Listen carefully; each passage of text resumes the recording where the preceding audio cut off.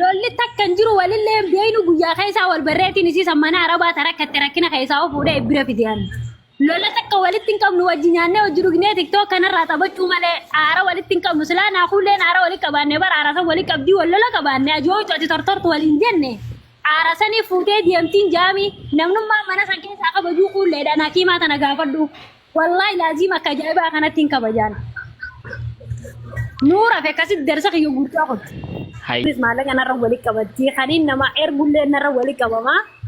Maallaqa namaa waan hanganan jedhin narraa fuute maallaqa namaa akka nammoo wanni niin barbaadu deemu wanni niin asirratti ol bira warra isaanii dhaqe gosa dhaqe bakkaan hin dhaqin hin qabu kuullee. Warri isaanii maasii warri isaanii dadhabne jenniti hatta gosa takkatu gostinuu dadhabne naan jette akira booda kunoo raqama gosa sanii hunda jamiinoti hundaan qabaane. Haaya lammii ishii irraa dhalattee. Lammii si wala yang kalian dalam parar dia bahadin asih dalam sondake obeleti si bra dalam soalnya Bosya salam adema. Tortora maafin kuna jawan. Aye. Khalas. Aye. Di tagalam so merasa obeleti si tak galam so gimana gadi bakawan tadi namanya harga jani. Aye. Galam so sanit tergia obeleti si galam so sambira. Aye. Apa sih lama bercerot dia bisa?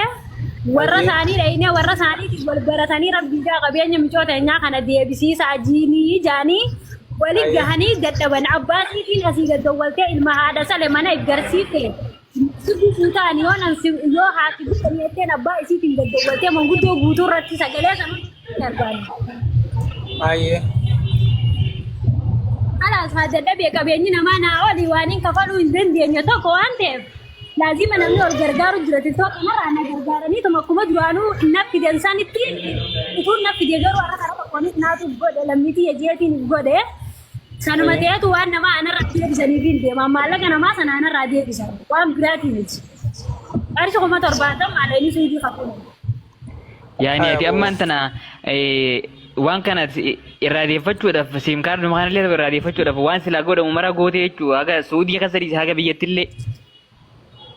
Suudii keessa dadhabeetii mucaa hanga biyyaattillee haqa jara babbeekamaa akka namaan ittiin himin hin qabu bas hatta adiis haasiini warra isaanii miilaan barbaadee ciroo hunda bareen siin jee waan hin godhin takka hin qabu waan. An kana dhibu jiru bari isiin maaliif diinummaa hagana. Wallahi waan takka hin gooneen jee wallolallee hin qabnuu siin jechu jira bar silaa wallola qabaannee wallolallee. Isiin maal gootiin wajji turre maal gootiin.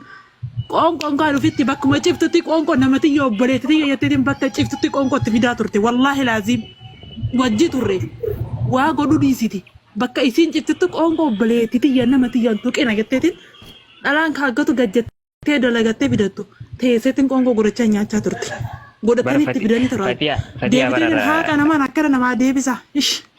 Akkasii miti bara nyaata itti gootee nyaata kan itti fedha sun namummaadha kabajaadha. Akka nama tokkotti mana keessa wajji jiraatanii nyaatanii wajji dhuganii dhaggeeffadhu harkuma nyaachisanii harkuma namatti ni nyaatanii beeku. Sannaa gala yoo isiin tun wal lolan qabaanne yoo nagaa wajji jiraachaa turan isiin tun dallaala akka nama tokkotti yoo dallaala erga yoo sanuma itti hinaafte malee haadha ilmaanii ta'uu ni agarti.